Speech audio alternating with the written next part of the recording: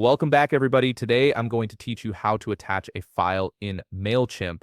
If you're sending newsletters or email campaigns and need to share documents, PDFs, or other files with your subscribers, this tutorial will show you exactly how to do it. Let's get started. First, open your browser and navigate to Mailchimp.com. Once you're there, log into your Mailchimp account using your credentials. After signing in, you'll be taken to your dashboard where you can manage all your email campaigns and subscriber lists. Now look at the left side navigation menu and click on Create. This will open up options for different types of campaigns you can build. From the options that appear, select Email.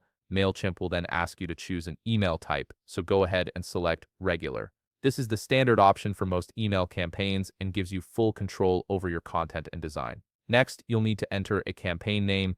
Choose something descriptive that helps you identify this campaign later, then click Begin. This takes you into the campaign setup process where you'll configure the essential details. Under the To section, select your audience, the group of subscribers who will receive this email, then set your from name and email address so recipients know who the email is coming from. Add a compelling subject line that will encourage opens, and once everything looks good, click Design Email. This brings you into the email editor where you'll build your actual message. In the drag and drop editor, locate the text block from the content options. Drag this block to the area of your email where you want to add the attachment. This placement is important because it determines where your download link will appear within your message. Click into the text block you just added and type a clear call to action like download files or download here.